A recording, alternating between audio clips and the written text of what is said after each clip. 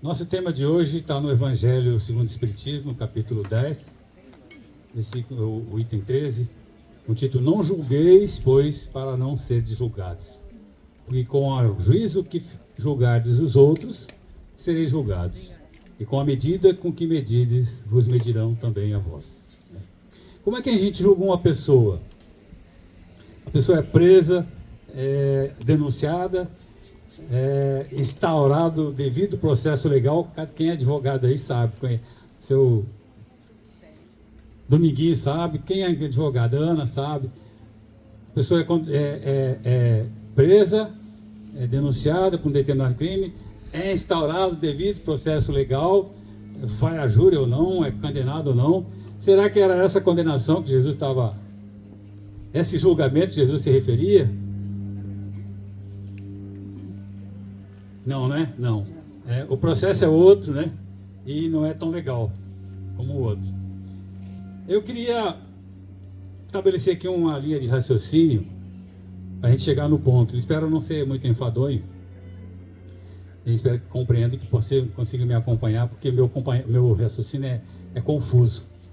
Espero que vocês consigam se confundir e acompanhar meu raciocínio. Todos nós, enquanto seres humanos, temos uma característica que também pode se chamar de um traço de personalidade, que nos coloca todos em termos de igualdade. Isso se chama subjetividade. E o que é a subjetividade? Vamos ver. Não sei se dá para todo mundo ler, mas eu vou lendo aqui. Deixa eu passar aqui, dá licença. Vou acompanhar com o meu texto também. Subjetividade é o mundo interno de cada pessoa. Aquilo que a pessoa traz no seu íntimo. Sentimentos, pensamentos, desejos, emoções, experiências, valores e perspectivas. Tudo isso molda a maneira única de perceber e interpretar o mundo, distinguindo experiências individuais de fatos e observações consideradas objetivas. Todos nós, uns mais, outros menos, somos subjetivos. E essa subjetividade, ela está baseada nesses itens que nós falamos. Sentimentos, pensamentos, desejos, emoções, experiências, valores e perspectivas, que variam de pessoa para pessoa ao infinito. Porque se está baseado nas experiências, todos nós temos experiências várias e diferentes e diversas. De modo que cada um de nós é subjetivamente subjetivo. Ou seja, somos diferentes um do outro.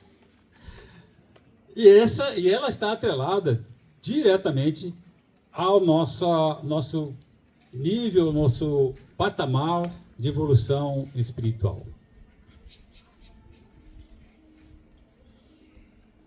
E essa definição de subjetividade, curiosamente, lá diz que essa característica nos põe em um patamar de igualdade, né? Mas pelas características da subjetividade, nos coloca todos diferentes um do outro.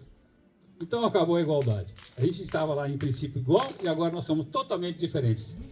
É uma curiosidade, né? Todos nós, de alguma forma... Bem-vindo, Fernandinho. Pode passar na frente, não tem problema não. E pode pisar no meu dedo.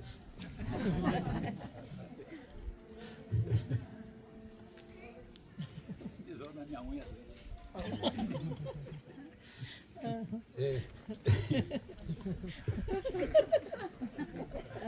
Eu não queria rir, mas eu acabei rindo. Bom, o assunto é sério. Para não chorar. Então eu disse que, pela definição de subjetividade, curiosamente, né, embora por ser subjetivo nós sejamos iguais, as características da subjetividade diz que nós somos todos diferentes. Que parece um contrassenso, mas não é. Né? E essa subjetividade ela está vamos dizer, ela é uma dependência, depende da nossa conquista espiritual, ou do nosso patamar evolutivo, ou do nosso patamar de progresso espiritual realizado.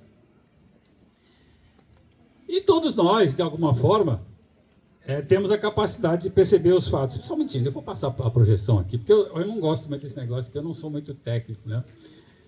Aliás, de falar de subjetividade, contar a história aqui. Meu filho amado, ele é toda a tecnologia, ele domina. Eu não domino nada. Aí eu pedi para ele fazer, filho, passa aí os negocinhos para projetar lá no quadro. Aí ele fez do jeito dele, né?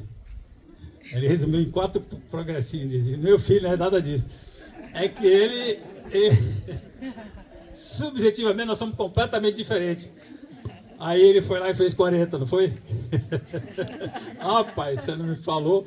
Mas cada um tem um segredo. Nós somos subjetivamente subjetivos, diferentes um do outro. Deixa eu passar aqui. É o do meio, é o grandão. Ah, o grandão, tá vendo? Não, tá aqui, deu certo. Mas só no do grandão. Só no grandão? Isso. O pequeno gasta a bateria? Não, é porque pode fazer outra coisa e depois você não vai ver o que é. Só o grandão, só isso. Aí você me quebra. Bom, voltando aqui. Tá. Então, eu estava dizendo aqui, né? Tá ali. Se ninguém estiver enxergando, eu vou lendo aqui, tá, pessoal? Para a gente não perder o fio da meada. O raciocínio já é confuso. Se não conseguir ler, então, né? Então, dizer assim, todos nós temos a capacidade de perceber os fatos, as pessoas, os momentos, as dificuldades e as oportunidades de maneira totalmente diferente e, por conseguinte, subjetiva. Cada um de nós que analisar um fato, um objetivo, um acontecimento, uma pessoa, vai dar uma opinião diferente. Pela sua particular subjetividade. É assim, em função dessa particularidade, eu tenho a minha verdade, né, que não necessariamente é igual à verdade da Ink, né, do senhor que é palestrante também, né? De cada um, eu tenho a minha verdade que diverge naturalmente da verdade do próximo, do meu amigo, do meu vizinho, às vezes um pouquinho, mas essa divergência às vezes é diametralmente oposta, quer dizer, completamente diferente, pela subjetividade com que nós somos agraciados, né? E essa divergência, essa diferença de opiniões, às vezes criam discussões acirradas até, quando cada um quer impor a sua verdade num determinado grupo de discussão, né?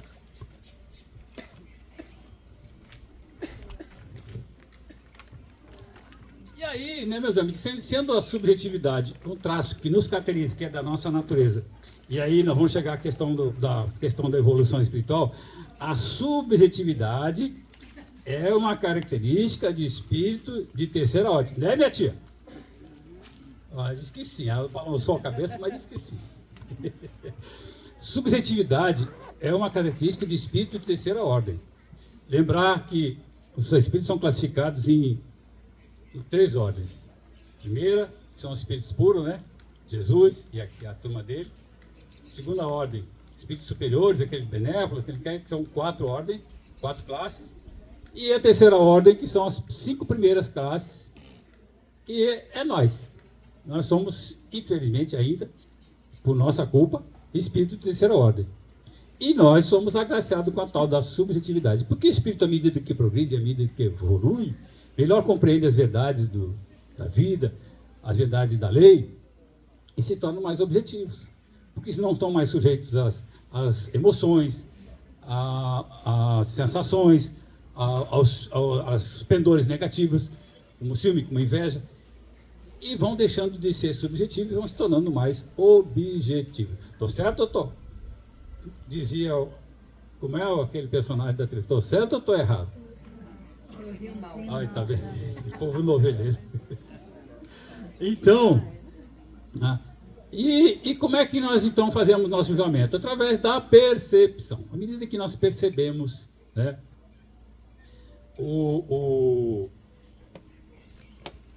as pessoas, os fatos, as ações das pessoas, de alguma forma, o que elas dizem, o que fazem, formam, ainda que momentaneamente, a nossa verdade. Quando eu vejo Índia aqui, estou virando para lá, digo, não está nem prestando atenção. Essa é a minha verdade nesse momento. Mas ela está escutando. Mas entendeu? Aí eu digo assim, só porque ela não está olhando, ela não está ouvindo. Mas não, isso é a minha verdade. Por quê? Porque a minha percepção levou a concluir isso.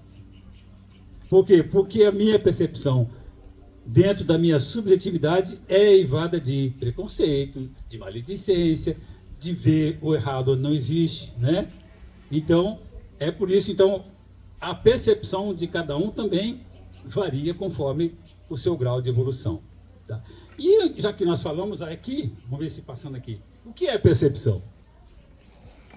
Percepção é o processo mental de organizar e interpretar estímulos sensoriais, visão, audição e etc.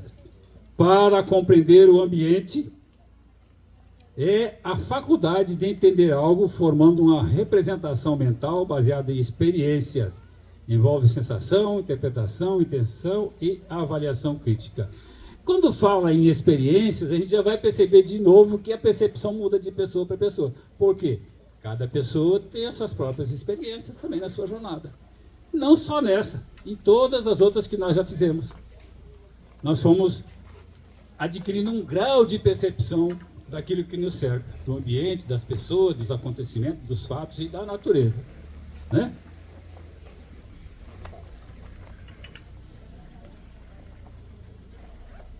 Aí, meus irmãos, nós podemos fazer então duas perguntas. Vou botar aqui. Se a percepção é uma característica humana, e julgar, porque quando nós somos subjetivos, pensamos de modo diverso, observamos as pessoas, fazemos a comparação, porque cada um é de um jeito. Aquela pessoa agiu diferente de mim, eu faria de modo diferente. Né? Quando nós analisamos as pessoas, o que elas fazem, o que elas dizem, a gente faz uma comparação. E no nosso entendimento, pode estar certo, pode estar errado. Isso é o quê? É um julgamento.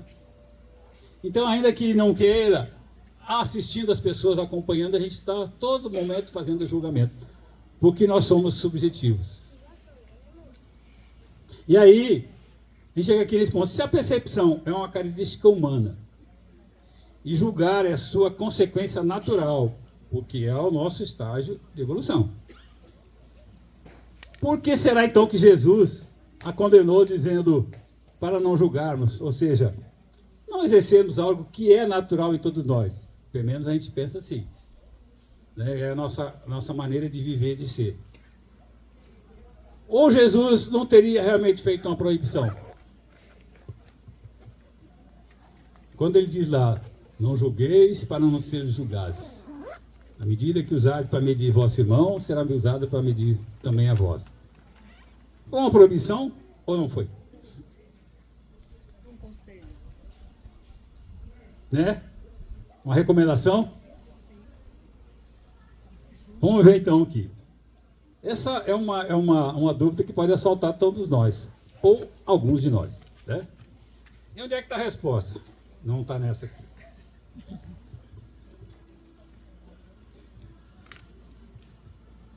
A resposta está lá no nosso mesmo item do livro Evangelho segundo o Espiritismo, no capítulo 10, no item 13, que o próprio Allan Kardec responde.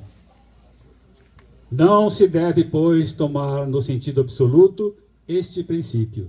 Não julgueis para não ser julgados, porque a letra mata e o espírito vivifica. Allan Kardec, lá no... Quem teve a oportunidade de já estudar o capítulo 10, o item 13, que está escrito exatamente, não julgueis para não ser julgados, Allan Kardec afirma textualmente, não se deve, pois, tomar no sentido absoluto esse princípio. Quando a gente pergunta se Jesus fez uma proibição ou não, né? Então ele diz assim, não se deve julgar, não se deve tomar sentido absoluto. Por quê? Que a letra mata e o espírito vivifica. Porque quando a gente interpreta ao pé da letra as questões religiosas, né, surge sempre os fanatismos, né, as interpretações mais rígidas,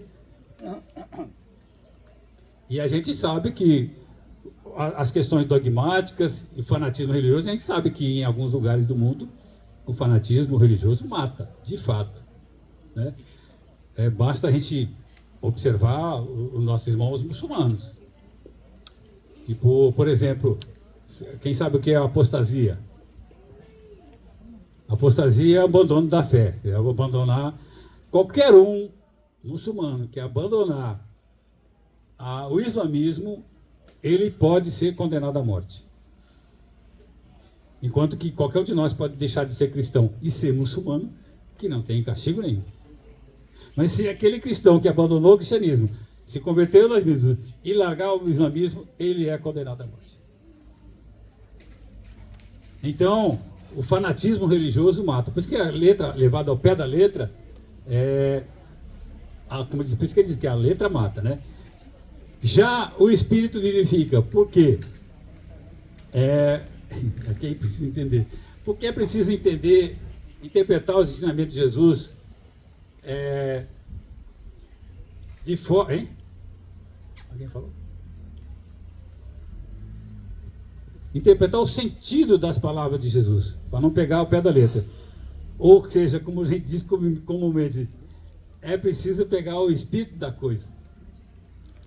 Por isso, a alerta de Allan Kardec sobre a questão de interpretar o pé da letra as sugestões. No caso, como você falou, a recomendação de Jesus, né? E a gente observa, às vezes, na nossa caminhada mesmo, que muitas vezes a gente está muito apegado à letra, de fato, né? Não porque está escrito assim. Sim, mas estava escrito assim, mas qual é o sentido do que está escrito assim? Né? Vamos focar em frente. E aqui, tomando-se... Agora que não vem mesmo, né? Agora vocês vão ter que acreditar em mim. Botar a letra preta. Se puxar aqui pro lado direito, né, fica melhor. Então, mas, ó, ali devia estar escrito assim, ó. Tomando-se o alerta de Kardec, de que não devemos interpretar ao pé da letra, ou seja, devemos raciocinar sobre os ensinamentos, vamos entender que Jesus não proibiu o julgamento de forma generalizada ou absoluta, impedindo-nos de perceber, questão de percepção, né? Ou identificar cada situação como ela se apresenta ao nosso olhar. Então, quando Jesus fala assim, não julgueis para não ser julgados, não é uma proibição. Então, ele não está dizendo que a gente não deve ver o que está vendo, né? Mas Kardec nos alerta para outra coisa. Além dessa questão do julgamento, que talvez não seja nem o mais grave, porque o julgamento às vezes é só uma questão íntima nossa, né? A gente que percebe de alguma forma e entende que é equivocado ou que não é, mas é uma coisa íntima. Ele nos alerta para outra coisa. Qual vai ser a sua ação em função disso? Esse que é o problema. Essa é a grande dificuldade. Por quê? Vamos supor que a gente, analisando a atitude de um irmão, concluiu que ele está equivocado. Na nossa percepção, no nosso entendimento. Qual vai ser a nossa atitude? Vai ser repreender o irmão, não repreender? Divulgar a falta dele ou não divulgar? Quer virar um pouco o quadro? Acha necessário? Vocês acham necessário a gente virar o quadro? Vão, né? Não? Eles estão acreditando no que eu falo. Não, mas já chega a sombra aqui. Olha, eu liguei que está aparecendo aqui. Então, assim, voltando ao raciocínio. Então, a gente analisando, julgando, né, o nosso irmão em algum momento, sobre alguma circunstância, alguma atitude, algum ato, no nosso entendimento, que é subjetivo. A gente concluiu que ele está equivocado. Ah, fulano errou aqui, errou ali. Isso intimamente.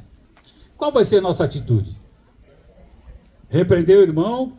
Não repreender? Divulgar a falha dele ou não divulgar?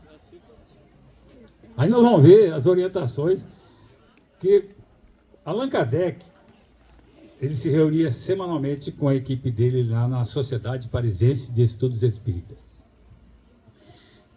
Dia 1º de abril, eles fundaram, em 1858. O Livro do Espírito foi lançado em 1857. Quase um ano depois, eles fundaram a Sociedade Parisense de Estudos Espíritas. E lá eles faziam reuniões semanais. E eles evocavam os espíritos, pediam orientações, pediam tal, ou faziam questionamentos, né? E lá também recebia as mensagens que chegavam do mundo todo, até para reformar o próprio Livro do Espírito, que a primeira edição tinha 500 e poucas palavras, questões, depois foi para 1019 na segunda edição. E quem orientava Allan Kardec e sua equipe era São Luís. E essas orientações que nós vamos receber aqui, foi São Luís que passou para Allan Kardec, quando questionado sobre esse ponto em particular.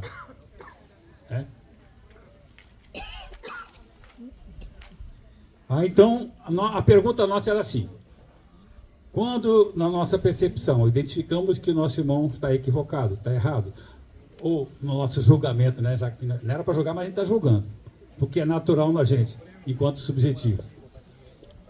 Qual é a minha atitude? Repreender meu irmão? Não repreender? Divulgar suas faltas? Não divulgar? Aí vamos ver o que diz São Luís lá na orientação Allan Kardec. Regra geral, ainda não dá para ler ali, né? Mas ele diz assim, regra geral, a indulgência. Indulgência é o sentimento fraterno que não vê os defeitos alheios. Ou se os vê, evita divulgá-los. Devemos ser severos conosco mesmo, e indulgentes para com os outros. Então, a regra geral, segundo São Luís, é indulgência. E com essa frase aqui, devemos ser severos conosco e indulgentes para com os outros, me lembra Chico Xavier. Chico Xavier tinha a frase, dizia assim: aos outros dou o direito de ser como são, a mim a obrigação de ser cada dia melhor. Então ele era indulgente para com o próximo e era severo para consigo mesmo, né? Aí, mas continua São Luís. E quando repreender é um dever, né? Repreender pode ser necessário quando há um fim útil, especialmente com aqueles sob nossa responsabilidade. Natural quando é nosso filho, quando é um subordinado que está sob nossa responsabilidade, tá? Ou quando o equívoco do nosso irmão prejudica a mais pessoas. Ei, cara, vamos conversar aqui, vem cá, tá. Aí você me quebra, né? Não pode. Então, nesse caso, é útil a repreensão, né? Continuando. A intenção e caridade. A censura é repreensível quando é feita por prazer de rebaixar ou malevolência, ou com intenção de prejudicar o irmão. Ela só é legítima quando motivada pela caridade, visando o bem da pessoa e com moderação. Caridade, né? A gente lembra aqui da questão 886 do Livro dos Espíritos, quando Allan Kardec perguntou aos espíritos superiores, né? Ao Espírito de Verdade: qual o sentido da palavra caridade conforme a entendia Jesus? A resposta: benevolência para com todos, indulgência para com a perfeição do próximo e perdão das ofensas. Está na definição de caridade, lá no Livro dos Espíritos, conforme a entendia Jesus, né? Então, ser indulgente é também ser caridoso com o nosso irmão. Evitar a difamação. A divulgação das falhas alheias só se justifica se for para proteger terceiros de serem prejudicados. Desmascarar a hipocrisia, por exemplo, pesando sempre as vantagens e os inconvenientes. Lá nesse mesmo capítulo 10, mais à frente tem essas orientações, diz assim, que quando o equívoco do irmão prejudica só ele mesmo, né, não tem problema, não há divulgar, não tem necessidade de divulgar, pode até conversar com ele. Mas quando o equívoco dele prejudica a terceiros e muito mais pessoas, então é preciso pesar, como eu falei, sempre pesando as vantagens e os inconvenientes, né?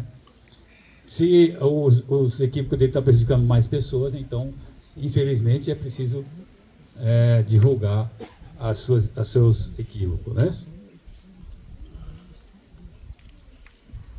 Aqui diz de novo, exceção, caridade bem compreendida. Pode ser um dever divulgar o erro ou desmascarar quando esse erro coloca em perigo outras pessoas. Se a ação de alguém traz prejuízo a terceiros, mais vale que um homem caia do que virem muitos a ser sua vítima. Então, novamente, reafirmando aqui essa... Dá para ler agora já? Já. Olha, eu não estava mentindo, não, viu? Então tem esse caso aí. Só é interessante divulgar a falha do irmão se essa falha está prejudicando muitas pessoas. Né?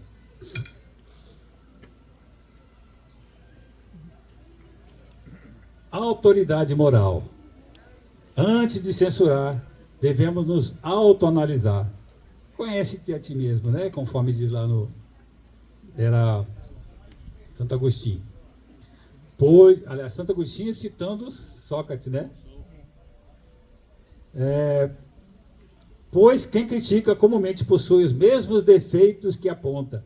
A autoridade para repreender está diretamente relacionada à autoridade moral de quem censura. A gente lembra aqui, é muito citado, né? O episódio da mulher adúltera. Todo mundo já sabe, né? Não precisa nem comentar, né? Todo mundo conhece a história? Não? Em detalhe não, né? Então vou contar bem rapidinho, tá? Jesus estava ensinando os seus discípulos e um grupo de fariseus chegou trazendo uma mulher, colocou ela no meio do círculo e disseram a Jesus: Mestre, esta mulher foi apanhada em adultério. Manda a lei de Moisés que ela seja apedrejada. O que o senhor recomenda? Logicamente, eles não estavam buscando justiça. Era uma armadilha, né, para Jesus. Eles queriam pegar Jesus de alguma forma. Se Jesus dissesse que apedreja, Jesus contraria todo o seu ensinamento de amor e de perdão. Então, ele não seria o Messias. Né?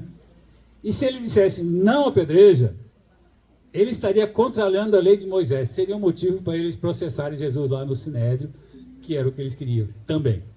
Então, de alguma forma, eles pensaram que tinham pego Jesus numa armadilha. Agora não tem por onde escapar, né? Se ele disser que sim, ele se desmente. Se disser que não, ele se entrega ao Sinédrio. Aí Jesus continuou, se abaixou, ficou escrevendo na areia, mas eles insistiram na pergunta. Ele se levantou, aliás, ele olhou para cima, olhou para baixo e disse: aquele dentre vós que estiver sem pecado, que atire a primeira pedra. E se abaixou e continuou escrevendo. E assim, cada um deles foi saindo, começando pelos mais idosos. E não ficou nenhum deles. E aí ele perguntou para a mulher: mulher, onde estão teus acusadores? Elas foram-se todos. Nenhum me acusou? Não. Também eu não te condeno. Vá-te e não tornes a pecar. E o que a gente observa, né? É que os fariseus, ciosos nesse ser guardião da moral e dos bons costumes, né? Guardião da lei, foram lá para condenar a mulher, mas quando Jesus chamou cada um para a sua própria consciência, eles perceberam que na realidade não tinha moral para acusar ninguém. Né? Então, o julgamento, a censura, a acusação só é legítima se aquele que acusa, aquele que julga, não comete aquela falha. É por isso que é preciso ter a autoridade moral. Né?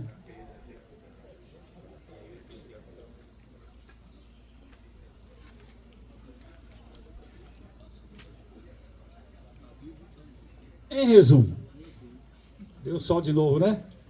O Espiritismo recomenda não censurar para difamar, mas aconselhar com amor e caridade para ajudar, agindo com indulgência. Que é uma redundância, né? Quando ele fala assim, agir com caridade, agir com indulgência, agir com benevolência, tudo da definição de caridade, né? E se for amor também, por exemplo, quando Jesus fala assim, os fariseus perguntam, mestre, qual é o maior mandamento da lei? Aí Jesus diz, amar a Deus sobre todos as... Amarás o Deus, teu Deus de todo o teu coração, toda a tua alma, todo o teu entendimento. E ele diz assim, eis o segundo, o que vale o primeiro? Amarás o teu próximo como a ti mesmo. Aí quando questionado, mas como é amar o próximo? Ele diz, fazer o próximo que você gostaria que vos fizesse. Ora, e o que Jesus está dizendo aí é que amar o próximo não é uma atitude contemplativa. Não é assim, sentar numa cadeira e dizer, eu amo todos os meus próximos. Não. Ele propõe que amar o próximo é agir pelo próximo. Fazer ao próximo o que você gostaria que fosse feito. E agir. Amor em ação é o quê? Caridade. Né? Então, quando a gente fala assim, não, aí, às vezes a gente fala, não, aí agiu com amor, com caridade, com benevolência, quer dizer, misturar os conceitos. Está tudo certo, está tudo bom se fizer, né? Mas conceitualmente a pessoa só embolou, né? Então, porque amor, com indulgência, com benevolência, com caridade, com amor e com perdão. Fez tudo duas vezes, caridade e tudo de novo. Né? Então Jesus, na realidade, não quis impedir que a gente enxergasse o erro onde o erro está. Né?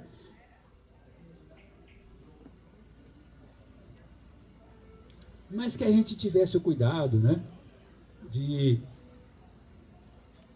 primeiro, observar o erro, mas não, o erro, no nosso entendimento, não necessariamente condena o irmão. Né? E também que a gente não saísse divulgando. Vamos conversar. Eu entendo que o meu irmão está equivocado, chama ele em particular. Vamos conversar. Aliás, está no próprio Evangelho, né? Diz assim, vamos ver aqui. Ensinamento de Jesus. Se o teu irmão pecar, vai e repreende-o entre ti e ele só. Se te ouvir, terás ganho teu irmão. Então, quando a gente fala que Jesus não proibiu que a gente veja o erro onde o erro está. Né? Até porque a gente observa, a gente vê, a gente analisa, a gente julga, vamos dizer assim. E se o irmão pecou, e se a gente viu, pecado é estranho, né? Você se equivocou, né? Se ele está equivocado no nosso entendimento, como é a atitude? Não é sair divulgando, sair criticando, né?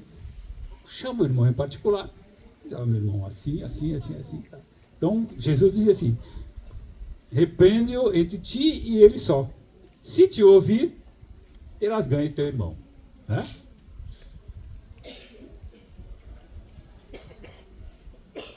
Então, que a gente percebe aqui que, de forma absoluta, a gente não está proibido de julgar. Né? O que a gente tem que ter cuidado é que, nesse julgamento, ou até, eventualmente, na conversa, né? Como sugere aqui, tete a tete, né? A gente não desvirtue os ensinamentos de Jesus. Tenha cuidado na questão da indulgência, a questão da caridade, né? Mas Jesus disse mais uma coisa lá. O que foi que ele disse mais lá na frente, lá no começo, lá? Além de não julgar, com a medida que medides vosso irmão, também vos medirão a vós. O que ele quis dizer com isso, né? Quem disso usa, descuida. Com a mesma medida que medides vosso irmão, também vos medirão a vós. Ou seja, se nós somos implacáveis, né, somos inflexíveis, né, somos duros no julgamento do irmão, receberemos o mesmo tratamento, porque o quê? Lei de causa e efeito. Nós só recebemos do mundo o que nós damos para o mundo. E às vezes a gente enfrenta uma situação qualquer, até a mim já aconteceu algumas vezes, em que a gente considera que está sendo injustiçado. E qual é a conclusão? A gente foi injustiçado de fato? Se está acontecendo com a gente, certamente aconteceu lá atrás da gente estar na posição do injusto. Ninguém que hoje leva um tapa está isento de ter um dia dado um tapa em alguém. Divaldo Franco costuma dizer assim: no mundo há injustiças, mas não há injustiçados. O que significa dizer? Uma pessoa pode ser presa injustamente, é uma injustiça. Mas ele, enquanto espírito, é injustiçado?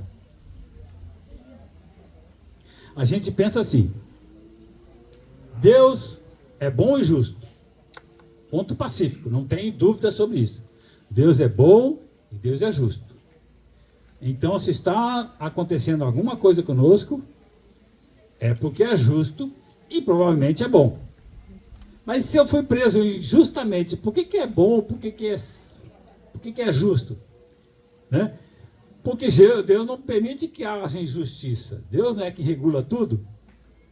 Se permitiu, é porque em algum momento, num passado mais recente ou mais remoto, eu fiz algo para merecer aquilo. Porque senão, toda a teoria de que Deus é bom e é justo cai por terra. E não é nisso que nós acreditamos? Então, a lei de causa e efeito é a representação máxima da justiça de Deus, que nos dá exatamente o que merecemos. Agora é assim, às vezes tem gente que confunde lei de causa e efeito com lei do karma, por exemplo, né? Lei do karma é um conceito do hinduísmo.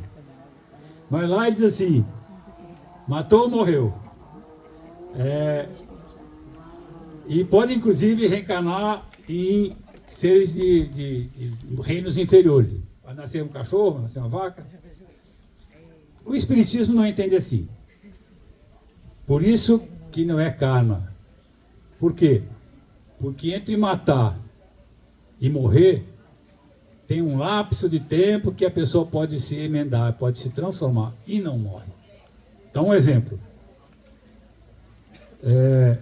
Eu dou um tiro em alguém, um tiro na cabeça de alguém. Matei. Pronto, eu tenho esse débito.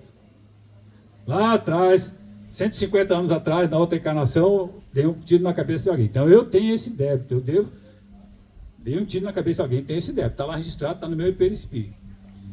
Só que, de lá para cá, na reencarnação, estudando a doutrina espírita ou não, eu compreendi que a gente reencarna para ser melhor. Ninguém reencarna para ser pior ou para ficar ruim. E nesse intervalo eu fui trabalhando para me transformar numa pessoa melhor.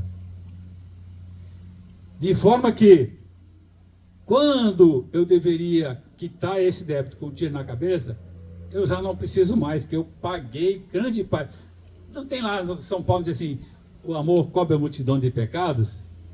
Não, se eu estou trabalhando com amor, trabalhando pelo próximo, muitas das minhas culpas são quitadas. E aí, em vez de levar um tiro na cabeça, passa um tiro raspando na orelha, perde um pedaço da orelha, qualquer coisa assim, mas não morro. Por quê? Porque eu quitei um grande parte do meu débito. Agora, se fosse karma, eu morreria. Né? Além de poder reencarnar como um cachorro. Ou vaca, sei lá.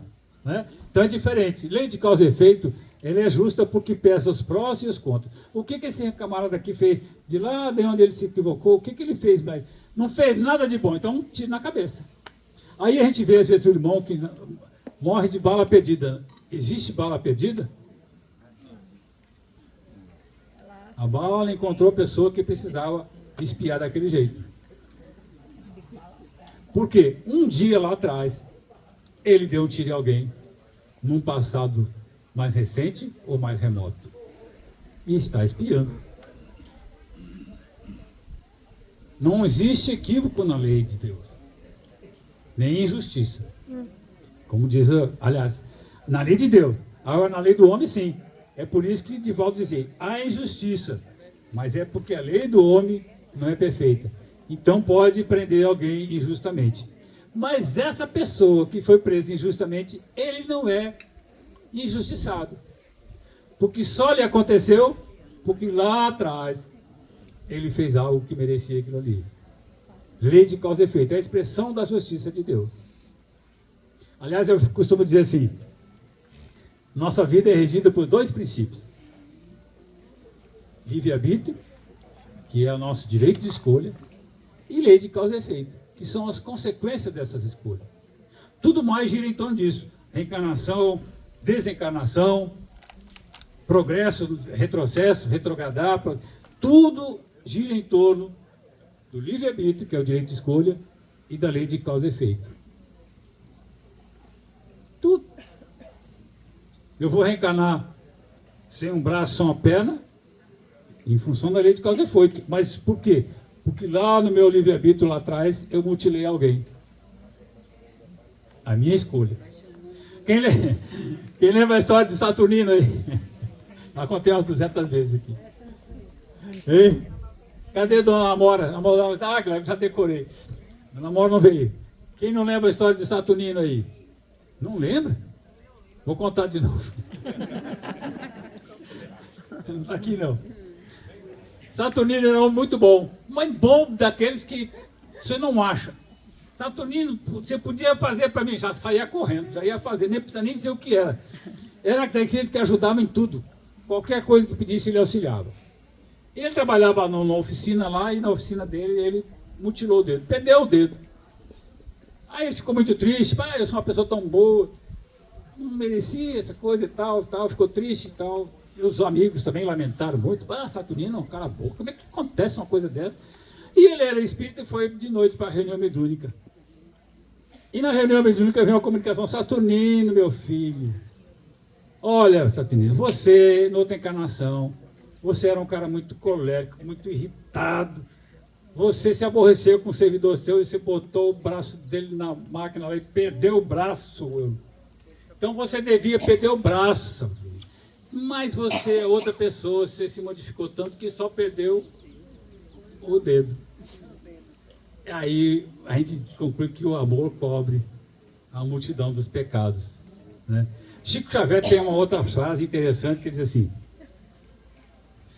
quando a justiça nos busca para um acerto de contas e nos encontra trabalhando a favor do próximo, manda a misericórdia que a conta seja suspensa indefinidamente. Então vamos trabalhar, né, pô? Vamos trabalhar pelo próximo. Quem sabe trabalhar só para a gente é egoísmo, né? Lembro da... Vou contar outra história. O sujeito, ele era daqueles religiosos aqui, padrão, né? Pé da letra.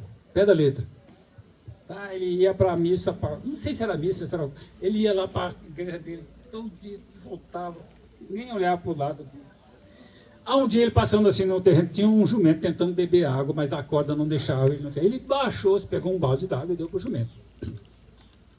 E tocou a vida dele, ia para a missa e voltava, cuidava só dos seus interesses e desencarnou, como todos nós um dia.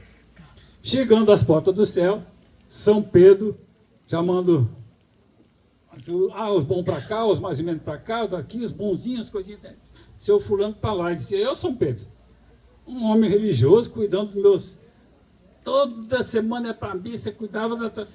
Como é seu nome mesmo? Aí ele foi lá. Eu não lembro mais o nome dele, parece que era Zé das Candongas. Seu Zé das Candongas, olha só, o que está anotado para aqui do senhor é um balde d'água para um jumento. Tudo mais o senhor só fez pensando em si. Então o seu lugar é ali mesmo. Então a gente pensa que a letra aqui, seguiu o pé da letra, né? A igreja, o culto, sei lá o que, a reza, né? O Marco falou agora aqui questão de religião, né? Não é a religião que salva, é o que a gente faz com a religião. Qual é a nossa atitude? Assim como a gente tem que ter cuidado com a atitude depois que julga o irmão, né? Então, a letra fria, pé da letra, nos torna dogmáticos e fanáticos. E a gente às vezes não faz o que tinha que fazer. E por acaso, por sorte, ele conseguiu dar um balde de água para um jumento. Mas foi só, tudo mais ele cuidou da própria vida. Um egoísmo. Não olhava para o lado nem para ninguém. Né? Eu nem lembro mais onde é que estava. Ah, lei de causa e efeito, foi. Lei de causa e efeito. Tá. Era aí, né? Tá. Então a gente concluiu que a medida que a gente tem que evitar é a inflexibilidade, a rispidez, a rigidez, né? E aí a gente lembra do caso do... Até a minha tia falou aqui do credor incompassivo, não falou? Quem lembra a história do credor incompassivo? Um rei querendo prestar conta com os seus servos, começou a chamar um, chamar outro, e chamou esse camarada aí, o incompassivo, que devia 10 mil talentos. 10 mil talentos. E ele foi lá prestar conta e ele não tinha dinheiro para pagar e o rei mandou que ele fosse preso. Aí ele se ajoelhou, se jogou aos pés do rei. Oh, meu senhor, me perdoe, me dê um tempo, me perdoe que eu vou lhe pagar, tá? Me dê mais tempo, tal. E o rei, conduído da miséria dele, perdoou a dívida. Está perdoado. Não vou nem dar mais prazo. Zerar a sua conta aqui. Aí ele saiu muito contente, dá um lepe de fagueiro. Aí chega lá na saída, ele encontrou um companheiro dele, outro servo, que lhe devia, quanto era? 100 denários. Olha, a diferença é astronômica. Ele ia trabalhar, não sei, 50 anos para pagar esses 10 mil talentos, enquanto que o que devia 100 denários pagaria em 2 meses de serviço. Aí ele pegou o cabra pelo pescoço e disse: cadê meu dinheiro? Me pague meu dinheiro, me pague meu dinheiro. Aí disse: ô rapaz, eu estou sem dinheiro agora, me dê um prazinho, me ajude que eu vou trabalhar, eu vou lhe pagar. E ele não se condoeu do cara, mandou, entregou para o juiz e foi preso. Aí os companheiros dele, vendo isso aí, foram lá falar com o senhor: oi, ei patrão, o homem lá, você amoleceu para ele e não amoleceu para ninguém. Aí o rei chamou ele de volta e disse: cara, como é que ele falou? Diga, pá. Seu nojento, eu perdoei você não tinha que perdoar seu irmão, né? Aí não perdoou, agora você também vai preso. Aí diz Jesus: assim agirá Deus para aquele que não perdoar seu irmão, né? Então, com a mesma dureza que nós julgamos nosso irmão, também seremos julgados. Não é não? Aí bem no finalzinho já do estudo lá do Evangelho, tem uma mensagem do irmão José. Quem foi o irmão José, minha tia? Sei não. Sabe não, eu também não. Aí, ó, diz assim: sede, pois, severos para convosco, e indulgentes para com os outros. Então, meus irmãos, deixa eu passar aqui. Cadê o papelzinho do bichinho aqui? Já perdeu o papel. O papel não, mas o bichinho aqui, ó. Essa é a recomendação que deve ficar em nossas mentes, guiar-nos os passos diariamente. Ver o mal, pois ele existe. E reprimi-lo com indulgência e misericórdia através de uma ação junto ao nosso irmão. Alvo da nossa observação, expondo os equívocos praticados somente quando as suas consequências impactarão outros, constituindo-se isso num dever moral. Né? Em suma, a prática do ensinamento maior deixado pelo nosso querido Mestre Jesus. Essa parte aqui, alma e coração, faz parte da outra parte. Tá. Eu trouxe aqui... Hein? Eu trouxe aqui um texto de Emmanuel, que eu gosto muito dele, para a gente... Eu não sei se está aqui. Deixa eu ver se está. Tá, não. Então eu vou ler, se não acreditar. Emmanuel, que era o mentor de Chico, eu gosto muito dele. Sempre gostei. Eu tive sempre muito respeito, até uma certa veneração, né? E procurando lá no livro Alma e Coração, ele traz uma mensagem sobre julgamentos. Eu queria ler para a gente fazer uma reflexão. Aí ele diz assim: observando os atos dos outros, é importante lembrar que os outros igualmente estão anotando os nossos. Sabemos, no entanto, de experiência própria, que em muitos acontecimentos da vida, a enorme distância entre as nossas intenções e nossas manifestações. Nem sempre fazemos aquilo que dizemos ou pensamos.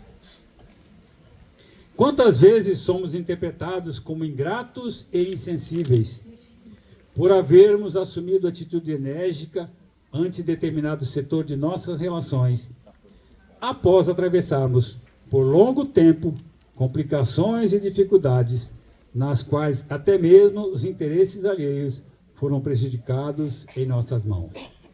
Então aqui está sendo julgado e chamado de ingrato e insensível por ter mudado a postura. Porque há algum tempo foi alguém que dava toda a liberdade, todas as coisas, e os interesses próprios e de terceiros em suas mãos foram prejudicados. E agora ele assume uma postura mais rígida e é taxado de ingrato e insensível. E quantas outras vezes considerados relapsos ou pusilânimes, à vista de termos praticado otimismo e benevolência perante aqueles com os quais teremos chegado ao extremo limite da tolerância. Então, quando a pessoa é tolerante, dá liberdade, dá todas as condições para que a pessoa se expresse e a pessoa abusa, aí ele é chamado de relapso ou pusilânime.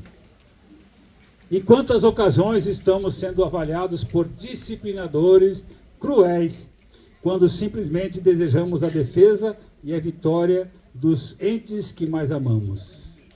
E às vezes a gente impõe aos nossos filhos a disciplina, a correção nos atos de honestidade, pensando no seu futuro. E nós somos taxados de disciplinadores cruéis. E enquanto as outras passamos por tutores irresponsáveis e levianos, quando entregamos as criaturas queridas às provas difíceis que elas mesmas disputam, invocando a liberdade que as leis do universo conferem a cada pessoa consciente de si. Então, quando nossos filhos já estão criados, já estão conscientes, já têm capacidade de discernir e enfrentam as dificuldades, e a gente deixa que eles enfrentem.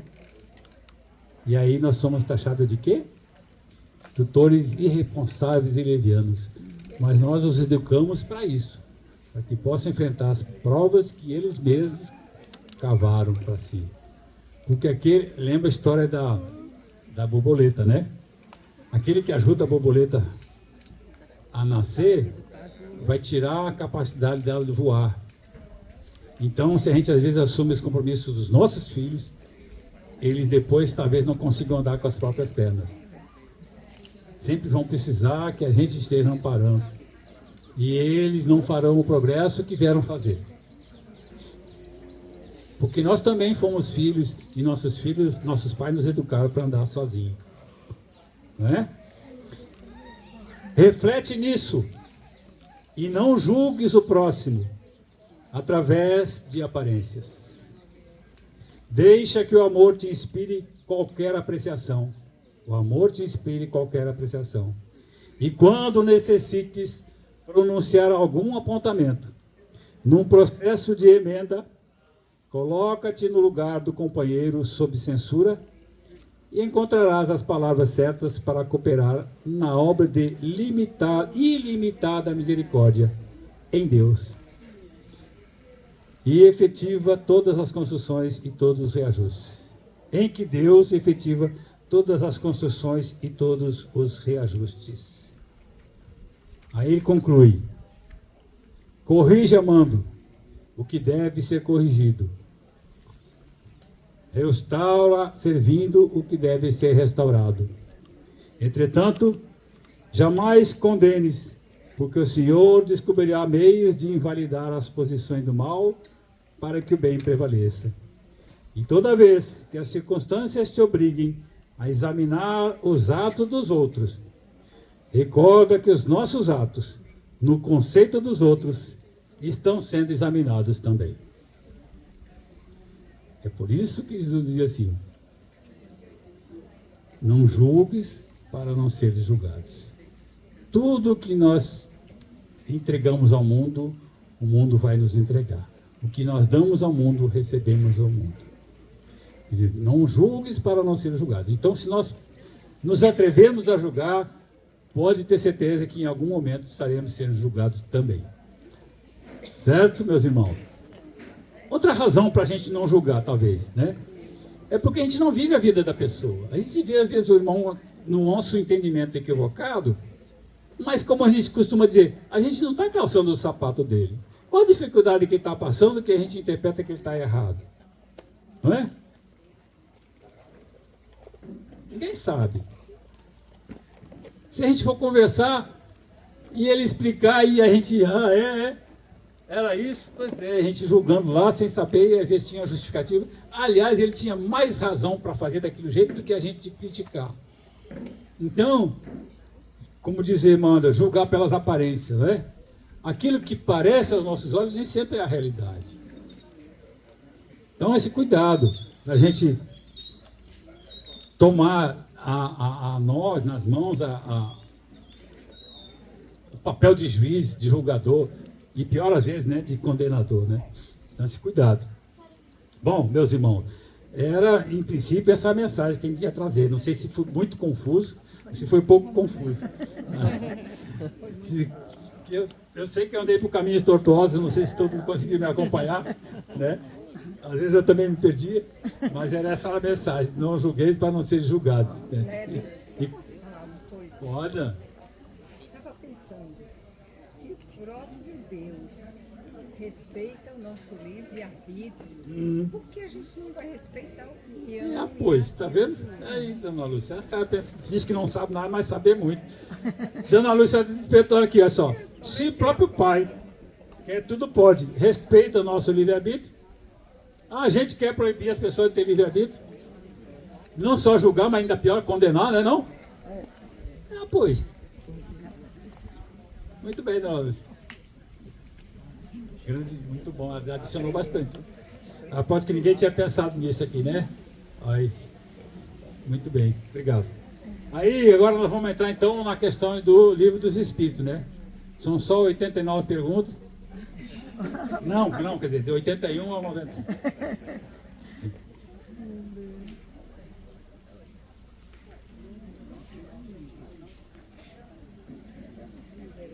Então vamos lá. Na última semana foi Bruno que falou, até leu das 71 a 80, nós vamos ler da 81 a 90. Tá bom? Eu vou fazer bem devagarinho, que é para quando terminar a lua ter chegado ali, porque não é possível que a gente virou isso aqui para lá e a lua não vai aparecer, né não? É a lua.